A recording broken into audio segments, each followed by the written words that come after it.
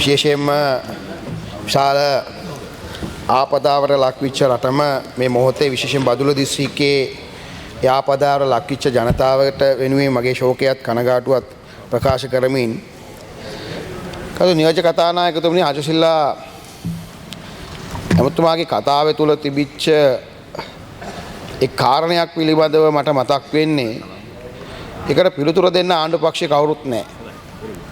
ඒකෙන් තාහුරු වෙන්නේ වංචාව, ඒ බොරුව මේ මොහොතේ මේ වෙලාවේ මේ ආණ්ඩුව ඉටු කරනවාදෝ කියන කාරණේ පිළිබඳව තියෙනවා ආචාර්යසිල්ලා මැතිතුමනි. දැන් රීබිල්ඩින් ෆන්ඩ් එක ආණ්ඩු ක්‍රම ව්‍යවස්ථාවේ රටේ නීතියෙන් පරිබාහිරව මොකක් උදෙසාද මෙයාලා හදන්නේ? මේ කවුද මේ ආණ්ඩුවේ ඉන්නේ? හෙල්පින් සුනාමි අරමුදල පිළිබඳව බරපතල විවේචනය කරපු එදා විපක්ෂයේ කණ්ඩායමක් අද ආණ්ඩුවේ ඉන්නේ. රටේ ජනතාව විපතකටපත් වෙලා ඉන්න වෙලාවක, අසරණ වෙච්ච වෙලාවක ඒ ජනතාවට ලැබිච්ච ආධාර මුදල් නොලබුණා, ඒවා වංචා කරා කියපු උදවියම මේ ආසන්නයේ සිද්ධ වෙච්ච මේ ව්‍යසනයේ මතින් මේ රට ගොඩ නැගීමේ කියන අරමුණෙන් නැවත වතාවක් ඉතිහාසයේ විච්ච ඒ වංචාව දෝෂණේ ඉටි කරනවාදෝ කියන සැකය තමයි පහදලා දුන්නේ ආචාර්යසිල්ලා අපේ ඇමතුතුමා. අපි කියන්නේ කරන්න එපා, කරන්න නීත්‍යානුකූලව. ලැබෙන දේ කොහෙටද යන්නේ, කාටද යන්නේ, එකතු වෙන්නේ කොහොමද, ඒක කොහොමද මේ අරමුදල අපේ මහා භාණ්ඩාගාරෙත් එක්ක බැඳෙන්නේ, ඒක විගණනයට ලක් වෙන්නේ කොහොමද කියන කාරණේ පිළිබඳව නීතියෙන් පරිබාහිරව කටයුතු කරන එක සාධාරණද කියන කාරණේ අපි අහනවා නියෝජ්‍ය කතානායකතුමා. එහෙම වෙන්න බෑ. ඒක විශේෂයෙන්ම මේ NPP එක ආණ්ඩුවට කරන්න බෑ. ඔවුන් එදා ඇසරිච්ච විදියට. අපේ නායකතුමා කිව්වා දේශපාලනය පිළිබඳව මේක ගවේෂණයක් ගන්න එපා. හැබැයි මේ ව්‍යවසනයන් ඉතිහාසයේ දේශපාලනය කරේ කවුද? ඉතිහාසයේ මේ ගංවතුර එනකොට, කඳුනායම එනකොට, විපතක් එනකොට, පාර කැඩෙනකොට, බෝකුව කැඩෙනකොට කරු නියෝජ්‍ය කතානායකතුමනි ඉතිහාසයේ වැඩි හරියක් කිමුල් කඳුළු හෙළුවේ අද මේ ආණ්ඩුවේ ඉන්නේ තමුන්නාන්සලා. මම දැක්කා ඊයේ පෙරේද ඇමති කෙනෙක් ගිහිල්ලා අර අසරණ වෙච්ච කඳවුරට ගිහිල්ලා කඳුළු හෙළුවලු මුජුමන. හොඳයි ඇත්ත. හැබැයි ඒ ඇමතිවරයා එදා අපේ ප්‍රදේශයේ උමාවේ සිදුවීමේදී හිටපු ඒ කඳවුරට ගිහිල්ලා ඇඬුනේ නැහැ. හැබැයි අද අඬනවා. අද ඇඬෙනව ඇති, තේරෙනව ඇති මේ ව්‍යසනයන් දේශපාලනය කරලා ඒ විවසනයේ අසරණ වෙච්ච සැබෑ කඳවුරන් වලට සලකා ගැනීමට නොහැකි තත්ත්වය උදා වෙනකොට කිඹුල් කඳුළු හොයරලා උන්ගේ නොහැකිය අවසන් කරන්න උත්සාහ කරනවා දෝ කියන සැකය අපිට තියෙනවා නියෝජ්‍ය කතානායක. බලන්න අපේ ප්‍රදේශයේ මහා දේවන්ත විවසනයක්. ගරු නියෝජ්‍ය කතානායකතුමනි පුද්ගලයන් සංඛ්‍යාව ගත්තොත් 47947ක් අවතන් වෙලා ඉන්නවා. පවුල් 13494ක්. ඒතරක් නෙමෙයි මරණ 86ක්. ඒ වගේම අතුරුදහන් වුණු 17 දෙනෙක් අතුරුදහන් වුණා කියනකොට මම හිතන්නේ මීට වඩා වැඩි ඇති. ඒ නියෝජ්‍ය කතානායකතුමනි සමහර අපේ වියලු ආසනේ සමහර ගමවලට අදට තාම කවුරුත් ගිහිල්ලා නැහැ, යන්න බෑ. ඒ තරම් මේ විවසනේ බරපතලකම තිබෙනවා ගරු නියෝජ්‍ය කතානායකතුමා. ඒ වගේම දැන් සුරක්ෂා මධ්‍යස්ථාන 164ක් තිබෙනවා. ඒ පවුල් 6903ක් ඉන්නවා ගරු නියෝජ්‍ය කතානායකතුමනි. ඒ පුද්ගලයන් වශයෙන් ගත්තොත් 21347ක්. ඒ වගේම නිවාස පූර්ණ වශයෙන් හානි වෙලා තියෙනවා 281ක්. අර්ධ වශයෙන් 4915. මේ තොරතුරු මේ දත්ත සත්‍යයේද කියන සැකේ අපිට තිබෙනවා. මේ විවසනයේ ඇස් දෙකින් ගිහිල්ලා බැලුවම දැක්කම මීට වඩා මහා බරපතල විවසනයක් දේපල ජීවිත හානි වෙලා තිබෙන බව අපිට කියනවා. හැබැයි දැන් අපි යෝජනා කරනවා ගරු නියෝජ්‍ය කතානායකතුමනි මේ විවසනයේ ආරම්භය, මේ විවසනය කල්ැතුව දැන ගැනීම, ඒක මගහැරීම, ඒක කළමනාකරණය නොකිරීමේ වගකීම මේ ආණ්ඩුව බාරගත යුතුව තිබෙනවා. දැන් ජනාධිපතිතුමා කියනවා අපිට මියදිච්ච උදවියට පණ පමණයි දෙන්න බැරි වෙන අනිත් සියලු දේම දෙන්න අවශ්‍ය වැඩ පිළිවෙල අපි හදුන එක හොඳයි. හැබැයි මියදිච්ච හැමෝගෙම එයා හැම මරණයකටම ජනාධිපතිවරයා ඇතුළු මේ ආණ්ඩුව වගකිය යුතුයි කියන කාරණේ අපි කියනවා බය නැතුව ගරු නියෝජ්‍ය කතානායක. ඒකට හේතු තියෙනවා. ගරු නියෝජ්‍ය කතානායකතුමනි අපේ කඳවුරට මිනිස්සු හැටියට අපිට මිලිමීටර 80ක වගේ වර්ෂාපතනයක් පතිත වෙනකොට වෙන හානිය අපිට තේරෙනවානේ. ගරු මුජිබුර් රහමාන් මන්ත්‍රීතුමා අපිට මිලිමීටර 80ක් විතර වැස්සම විශාල හානියක් වෙන බව ආයි කාලගුණ විද්‍යාව පිළිබඳව දැනුම අපිට ඕනි නෑ. අපේ ප්‍රදේශයේ ජනතාව දන්නවා මේ ලොකු මේ මිලිමීටර් 80 වැස්සම කඳු ටික පහත් වෙලා නාය ගිහිල්ලා විනාශනයක් වෙන බව. හැබැයි ජාත්‍යන්තර මාධ්‍යමුත් අපේ රටේ කාලගුණ දෙපාර්තමේන්තුවමුත් මේක 500ට ඉහළ මිලිමීටර් 500ත් 400ත් අතර වෙහි එනවා කියනකොට මේ පිළිබඳව මේ ආණ්ඩුවේ අදාළ බලධාරීන් දැනුවත් කරනකොට කල්ැතුව කල්තියා අපේ ප්‍රදේශයේ පුරවැසියෝ යම් මට්ටමක දැනුවත් කිරීමක් කරලා මේ පිළිබඳව තියෙන බරපතලකම අපිට වහින්නේ උපරිම මිලිමීටර් 80ක් 100ක් අතර ඒ වහිනකොට අපි කොහොමද මේකට මුහුණ දුන්නේ මොනවාද අපිට වෙච්ච ව්‍යසනයන් මොනවාද අපිට වෙච්ච ජීවිතහානි පිළිබඳව යම් මට්ටමක දැනුවත් කිරීමේ හැකියාවක් තිබුණා නම් ඒ පමණක් නෙමෙයි අද කරන දේ අද මොකද කරන්නේ කඳුරුරු දාලා තිබෙනවා. එහෙනම් අපි දන්නවා වැඩි හරියක්ම අපේ ප්‍රදේශවල රතු නිවේදනයේ භූවිද්‍යාපතල් ඒ වගේම මේට අදාළ ආයතන ටික නම් කරලා තියෙන ලේබල් කරලා තියෙන ඒ ප්‍රදේශ ටික ජනතාව ගරු නියෝජ්‍ය කතානායකතුමනි කල්ැතුව මේ කඳවුරු තිබුණා නම් අද උන්ගේ දේපල විතරයි අහිමි වෙන්නේ. එහෙනම් ජනාධිපතිතුමාට තිබුණා මේ මියගිය උදවියට පණ නොදී ජීවිතය ආරක්ෂා කර ගන්න පුළුවන් වැඩ පිළිවෙල හදන්න. එහෙම උනේ නැහැ. මේ සිද්ධිය සිදු වුණාට පස්සේ අටාමාට පාර්ලිමේන්තුවේ නියෝජ්‍ය කතානායක ජනාධිපතිතුමාලා බලන්නකො මේ මාධ්‍ය සාධු දර්ශන. ජනාධිපතිතුමා අටාමාට පාර්ලිමේන්තුවට ඇවිල්ලා පක්ෂ විභාග මන්ත්‍රීවරු කතා කරපුවා හොඳයි අපෙන් අහනවා මොකද කරන්න කියලා. රටේ ජනාධිපති. ඒ ඇයි විපක්ෂයේ එක අහයි කියලා. දැන් අද මොකද කරේ විපක්ෂයේ ප්‍රධාන සංවිධායකතුමා කනගාටුව ප්‍රකාශ කරමුයි කියලා පාර්ලිමේන්තුවේ ඒ නිහඬියාව ගන්න දේ එදා දවසේ සිදුවීමේ කතානායකතුමාට ඒක කරන්න තිබුණේ නැද්ද නියෝජ්‍ය කතානායකතුමා. මම හිතනවා ඔබතුමා හිතන එක කරයි කියලා. ඒක වෙන්නේ නෑ අද. අද මේ මුළු පාර්ලිමේන්තුවම ආපදාවට ලක් වෙලා තියෙන පාර්ලිමේන්තුව මේක ඇත්ත කතාව. ඔබතුමාට නියෝග නිකුත් කරනවා කතානායක නිකුත් කරනවා නියෝග නිකුත් කරනවා. අද මේ මොහොතේ වා සාධනීය යෝජනා ගණනාවක් අපේ අර්ධශිලා මහත්තයා කියපු යෝජනාව.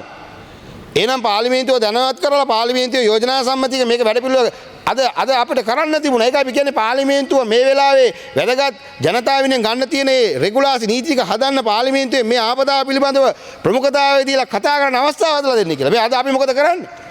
වැය ශීර්ෂය පැත්තකට තියලා ඔය මේ ආණ්ඩුව අපිට දෙන්නේ නැති ඒ අවස්ථාව අපි රටේ ජනතාවේ ආපදාව වෙනුවෙන් අරගෙන දෙන විපක්ෂයක් ඇටියෙ.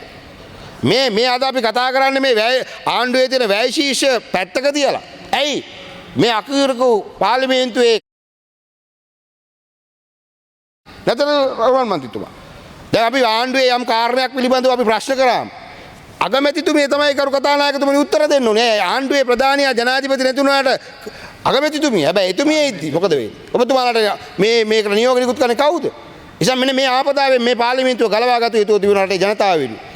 ඒක ඔබතුමාලා අපේ තුමා ආණ්ඩුවේ පැත්තට කියන්න. ඒක කියන්න ඕනි කාරණයක්. මුජුමර් මන්ත්‍රීතුමනි ඇයි අපිට මේ රටේ ජනතාවගේ ප්‍රශ්න ටික කතා කරලා ඒක විසඳන්න පාර්ලිමේන්තුව හැදුනම කොහොමද ඒකට ඉඩ? අද ඒකට අවස්ථාවක් ලැබිලා නැහැ කරු නියෝජ්‍ය කතානායක. ඒක මං අහලා තියෙන එතනින් ගෙන කාලේ අපි බය නැතුව කියනවා. ඊළඟට දැන් ඊසානදික මෝසම සක්‍රිය වෙනවා. අපි දන්නවා දෙසැම්බරේ අපිට වහිනවා. ඛණ්ඩ උදරටට වැඩිම වර්ෂාව වෙන්නේ දෙසැම්බර් මාසේ. ලේසි වැසි නෙමෙයි කරු නියෝජ්‍ය කතානායක වෙන්නේ කොයි වෙලේත් වහිනවා දින 7ක් වහිනවා. අපේ ආච්චිලා අපිට කියන්නේ දින 7 වැස්සෙනවා පුතේ කියලා. එවනම් දැන් ඒකට සූදානම මොකක්ද? දැන් ඒකට සූදානම් අවශ්‍ය වැඩ පිළිවෙල මොකද? අපේ සජිත් ප්‍රේමදාස මහත්තයා කඳවුරු වෙන කට්ටිය ගෙවල් වලට යනවා. ඉරිතල්ලා තියෙන්නේ ජීවත් වෙන්න බෑ. පුංචි වැස්සටත් දැන් නැවත නායක් එයි කියන ඒ උදවියට අපි වැඩසටහනක් හදන්න ඕන. ඒ වැඩසටහන අපි අහනවා පාර්ලිමේන්තුවේ අද ආණ්ඩු පක්ෂයේ බදුල්ල දිස්ත්‍රික්කයේ ඉන්න ඒ ඇමතිවරයා එහෙම නැත්නම් එතුමාට ඉන්න බැරි නම් එතුමා ඉන්නවා නම් එතුමා කියලා කිඹුල් කඳුළු එලනවා නම් කාටෝ කියන්න මේ ඊසානතික මෝසම සක්‍රිය වීම හරහා මේ ආපදාවට ලක් වෙන්න උදවිය නැවත රැක ගන්න පුළුවන් ආරක්ෂා කරන්න පුළුවන් වැඩ පිළිවෙල මොකක්ද කියන කාරණු නියෝජ්‍ය කතානායක. අපි ඒක අහන්න ඕන.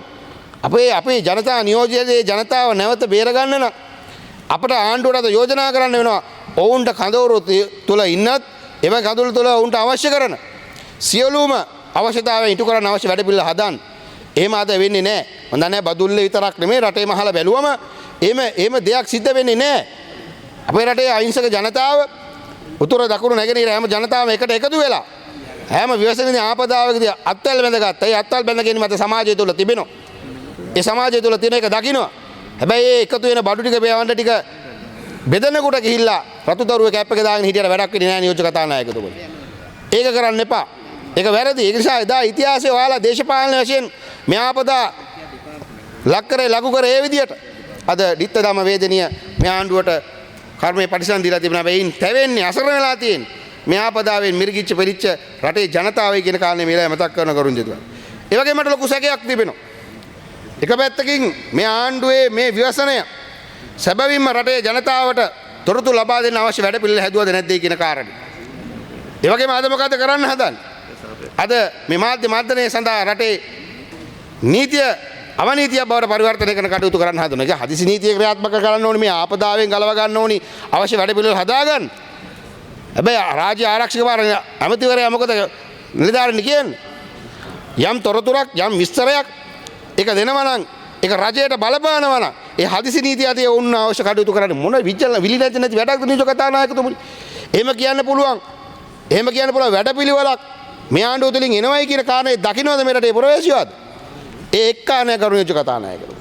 අපේ රටේ ජනතාව මේ අසරණ වෙලාවේ අසරණ මොහොත අසරණකම ඔවුන් අතරමං වෙලා ඉන්න ඔවුන් හිර වෙලා ඉන්න ඔවුන්ගේ ජීවිත බේරගන්නේ කියන කාරණේ ඔවුන්ගේ ජංගම දුරකථන වල පටිගත කරලා මේ අපේ රටේ තිබෙන වැදගත් මාධ්‍ය ආයතන වලට යොමු කරා. ඒ මාධ්‍ය ආයතන හරහා තමයි මම හිතන්නේ මේ රාජ්‍යයේ වැදගත් කිය යුතු සමහර නිලධාරීන් උගත් කණ්ඩායම් දැනගත්තේ අහවල් තැන ආවල් සිදුවීම සිද්ධ වෙලා තියෙනවා කියන කාරණේ. එහෙම නැත්නම් මේක දැනගන්න බෑ. හැබැයි මට ලොකු සැකයක් තිබෙනවා මේ ජංගම දුරකථන සියල්ල අක්‍රිය කරන්න අවශ්‍ය වැඩ පිළිවෙල මේ ආණ්ඩුව විසින් හැදුවද කියන කාරණේ. ඒ සැකේ එන්නේ කරු නියෝජක කතානායකතුමනි. මම දැක්කා මාධ්‍ය තුල චොපර් රථයක් හෙලිකොප්ටර් රථයක් අනතුරු වෙනවා. ඒ අනතුරු වෙන්න කලින් ඒක පටිගත කරනවා. ඒ පටිගත කරන වෙලාවේ ජංගම දුරකථනයේ අවසානයේ ඒ යානාව කඩා වැටෙනවා පටිගත වෙනවා. හැබැයි එතනින් පස්සේ අපිට දකින්න දෙයක් නැහැ.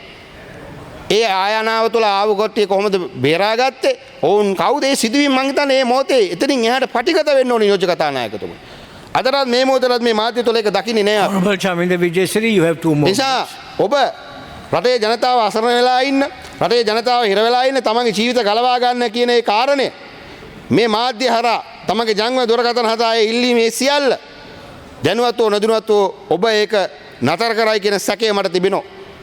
ඔබ යම් තැනක වැඩි ආපදාවක් තිබෙනවා නම් එයා ඒ ආවන කලාපය තුල තිබිච්ච ඒ සියලු දේ නැති කරලා අදටත් තමන්ගේ ගමට විච්ච පළාතට විච්ච දේ සැබවින්ම මේ රටේ ජනතාවට දක ගන්න පුළුවන් අවස්ථාව අහුරලා තියලා හිර කරලා තිබෙනවා කියන කාරණේ අපි බය නැතුව තමුන්නාසලට මේක තමයි සිදුවීම.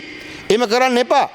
සමහර බෝධනාට තමන්ගේ ඒ සිච්ච සිදුවීම රටට කියන්න පුළුවන් අවස්ථාව හැදුවේ නැහැ. දින 14ක් ඔබට තිබුණා මේ ආපදාව ගලව ගන්න ඒ වැඩ පිළිවෙල දකින්න. මේ දිත්වා කුණාටුව ගියා තවත් රටකට අද ඒ රට තිබෙන අලාභහානි අඩු වෙලා තියන්නේ ඇයි? අපේ රට දිච්ච සිද්ධිය ඕ දැකලා ඒ පෙර සූදානම අර ඒ රටේ ජනතාව බේර ගන්න පුළුවන් වැඩ පිළිවෙල ඒ රාජ්‍යයන් හැදුවා. ඒක ඔබට ඔබෙන් අහිමි වීම හරහා මේ රටේ පුරවැසියට මහා දැවැන්ත විනාශයකට හේතු වෙන කාරණාවක් වුණා. ඒ කෙසේ වෙතත් ගරු නියෝජක කතානායකතුමනි මම ඔබට කියනවා අපේ රටේ විශාල මාධ්‍ය ආයතන මහා දැවැන්ත කැපකිරීම කරා. ඔවුන් එක පැත්තකින් මේ ආපදා තත්ත්වයන් ශනිකව අවශ්‍ය තැන් වලට යන්න පුළුවන් අඩවිල හැදුවා.